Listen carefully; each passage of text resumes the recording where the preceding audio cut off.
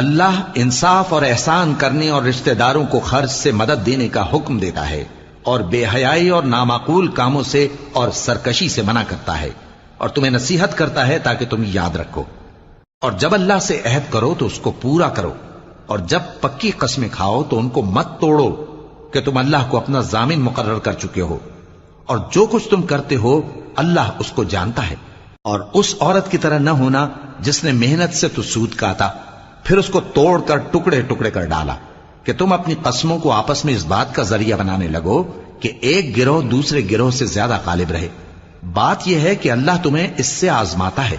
اور جن باتوں میں تم اختلاف کرتے ہو قیامت کے دن اس کی حقیقت تم پر ظاہر کر دے گا۔ اور اگر اللہ چاہتا تو تم سب کو ایک ہی جماعت بنا دیتا، لیکن وہ جسے چاہتا ہے گمراہ رہنے دیتا ہے اور جسے چاہتا ہے ہدایت دیتا ہے۔